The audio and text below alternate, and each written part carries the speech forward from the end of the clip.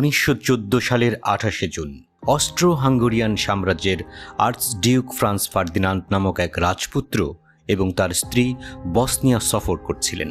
Archduke ছিলেন তৎকালীন সময়ের অস্ট্রিয়া এবং হাঙ্গেরি সাম্রাজ্যের উত্তরাধিকারী। এই সাম্রাজ্যের মুকুট পরবর্তীতে তারই পাবার কথা।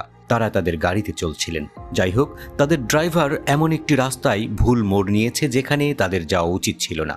এই ভুল ঘটনাগুলো একটি এমন এক পরিস্থিতি তৈরি করে যা বিশ্বকে বদলে দিয়েছে।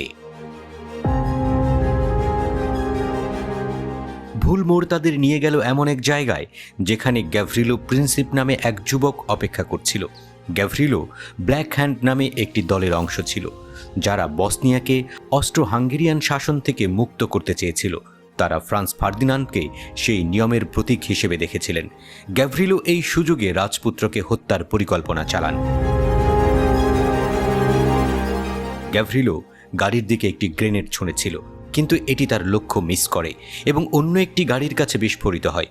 এতে প্রায় 20 জন আহত হয়েছিল, কিন্তু রাজকুমারকে হত্যা করা সম্ভব হয়নি। ব্যর্থ গ্রেনেড প্রচেষ্টার পর গ্যাভরিলো ভেবেছিলেন তার সুযোগ নষ্ট হয়ে গেছে। পরে ভাগ্যক্রমে তিনি ফ্রান্স ফার্দিনান্দের গাড়িটিকে আরেকটি ভুল মোড়ে নেয়ার পরে আটকে থাকতে দেখেন।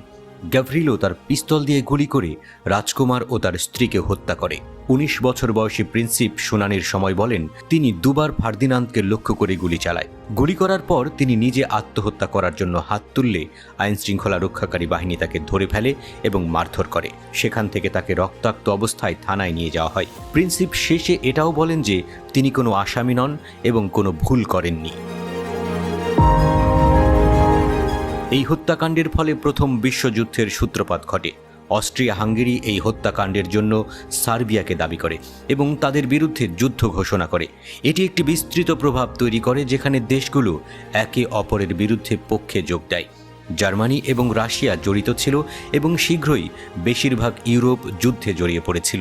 প্রথম বিশ্বযুদ্ধ ছিল বিধ্বংসী, লক্ষ লক্ষ মানুষ মারা গিয়েছিল এবং এটি ছিল ইতিহাসের সবচেয়ে মারাত্মক সংঘাতগুলোর একটি।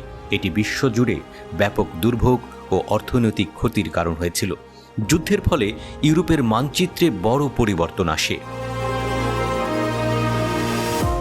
আর্চডিউক ফ্রান্স ফার্দিনান্দের হত্যাকাণ্ডকে যুদ্ধের সূচনাকারী ঘটনা হিসেবে দেখা হয়। যদি গাড়িটি সেই ভুল বাঁক না নিত, তাহলে ইতিহাস অন্যরকম হতে পারত।